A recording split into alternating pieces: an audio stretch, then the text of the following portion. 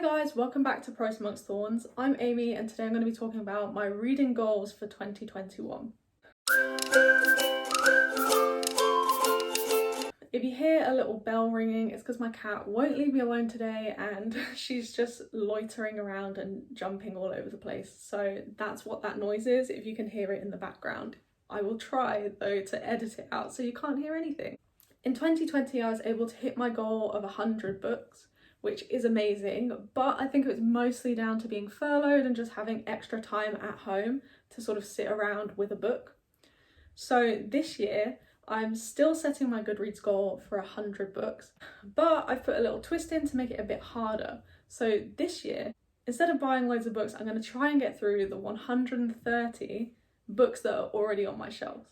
So I would like to get my physical TBR from 130 down to 50 this year.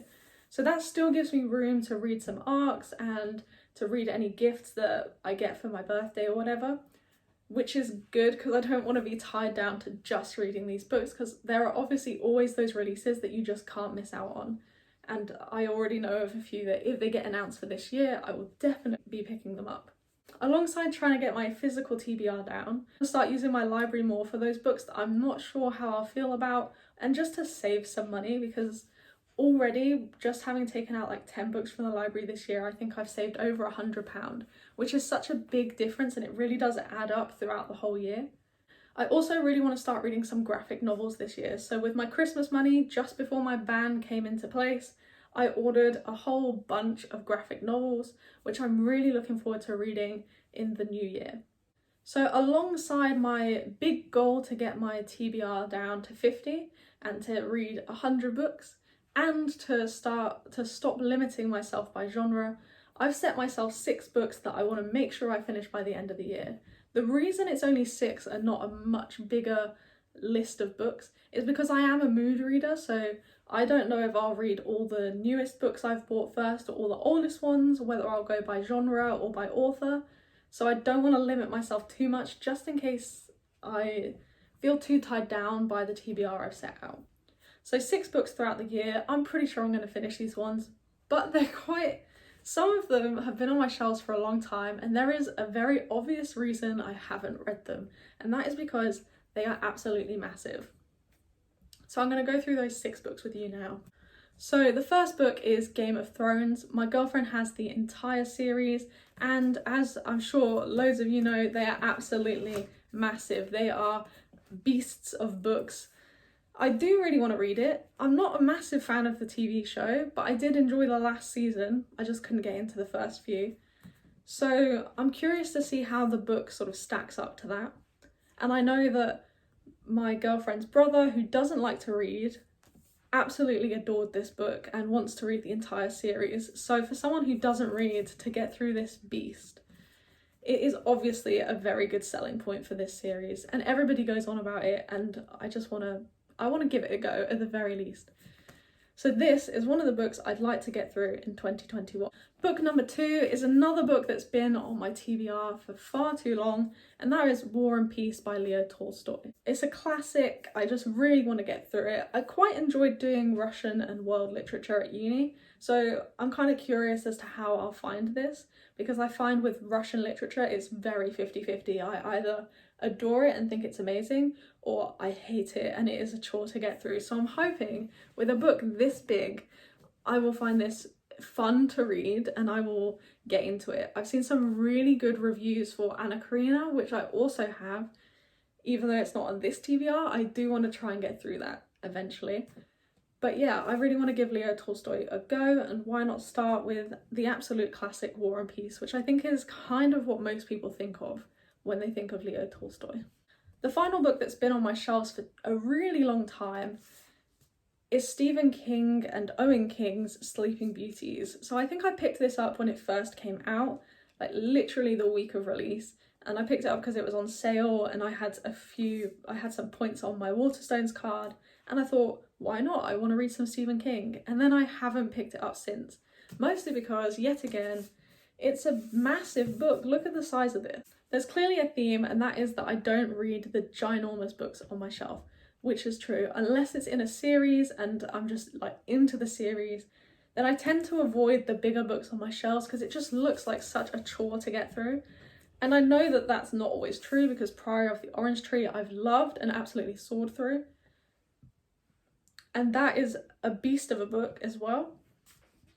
And it's felt like it was the shortest book in the world because you just fall so in love with the story. The same goes for I Am Pilgrim, which is another massive book, but is one of my all-time favourites. So I don't know why I avoid them because historically I quite like the thicker boys. So yeah, I'm gonna try and get through those 3 massive books this year, and yeah, we'll see at the end of the year how successful that is. The next 3 on my 2021 TBR are some books that I've picked up fairly recently.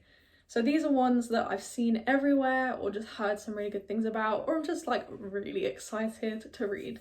So the first one is Icelandic Folk Tales. I'm not going to try and pronounce the name, but I'll make sure I put it in the description for you. I got this at my local bookstore, Pigeon Books, and I kind of just went in and said, do you have any books on folklore or mythology?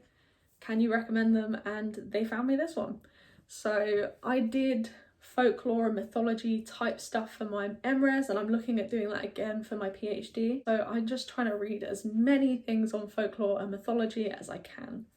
And this just is such a beautiful book. It's got some foiled parts to it and it's just so pretty. And anything recommended by your local indie bookstore is usually good. I've heard really great things about their recommendations and suggestions, and apparently they're always spot on the money. So I cannot wait to give this a go, find out more about Iceland's folklore. The next book is one I've seen absolutely everywhere. It's been so massively hyped and I've only seen good reviews for it, and that is Cemetery Boys by Aidan Thomas. I cannot get over how beautiful this book is. It's absolutely fantastic. The only reason I haven't read it this year is it literally came in like a week before Christmas, just before we went into Tier 4 lockdown. So I literally got it on the day Portsmouth went into lockdown. So I'm so glad I got this, and I cannot wait to kick off the year with this beautiful book. So this one is an LGBT book. It's about a gay trans male character, and he summons a ghost and romance ensues. I don't want to say too much because I don't really know what it's about, but that's basically what I've understood from it, and everybody who has read this has said it is fantastic. And I just can't, like, the artwork is beautiful, the boys are gorgeous, just look at how gorgeous those men are. And yeah, I'm really excited to dive into this book, and it's so brilliant. The final book on my TBR for 2021 is On a Sunbeam. So this one is a graphic novel, and I don't know much about it. I just searched LGBT graphic novels and this came up as one of the top recommended novels. It looks absolutely gorgeous, and actually the day after I bought it I saw someone on Bookstagram saying how brilliant this book was and that it was one of their favourite books of the year. From what I understand from it, it's a sort of found family space LGBT novel.